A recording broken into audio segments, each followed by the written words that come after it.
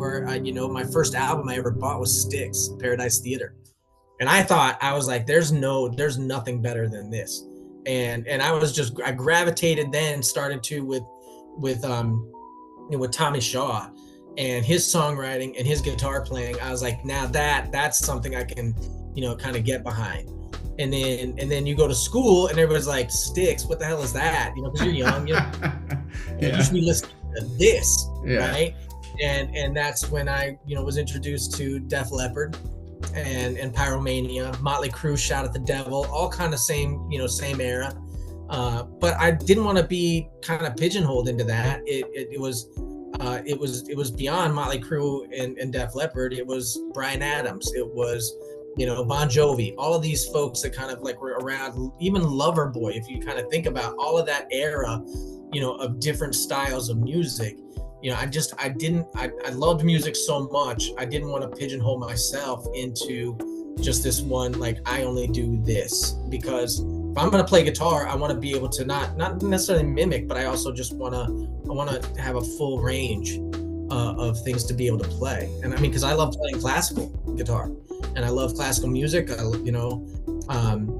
I think there's a lot to be said, with R&B and hip hop. And so you just kind of expose yourself to different things. And Colorado was a great place to do that.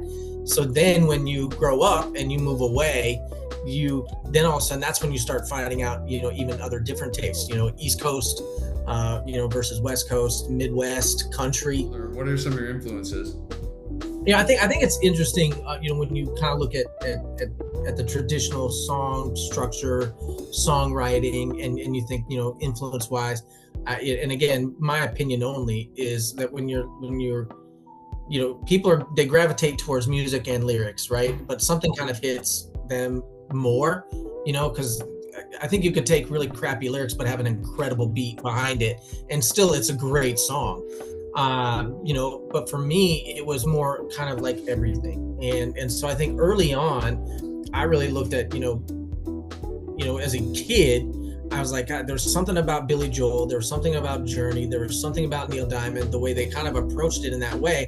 And then on the country side, not necessarily George Strait, but Dean Dillon behind George Strait, who wrote a ton of his songs. You just start to tune in on those things.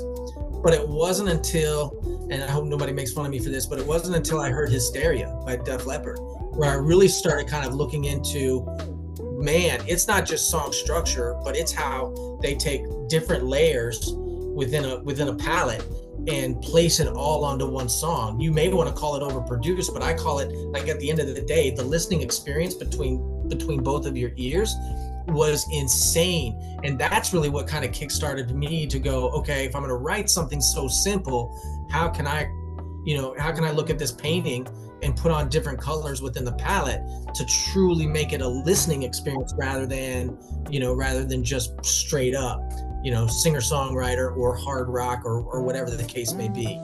So I'd say, I could list a host of influences, which I think I just did, but it kind of goes down to, again, I think, I move over more on the production side of just, how things are done. And then also, lyrically, now I'm rambling. So no, you're good, because that's all right, because I'm thinking about share alone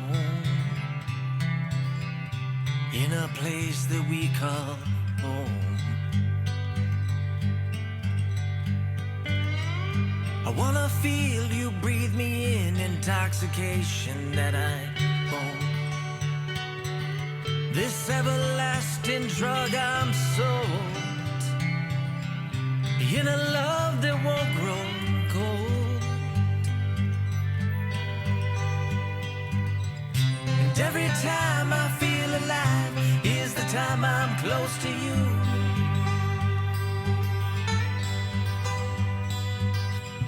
I can't breathe without your smile, your embrace I can't lose.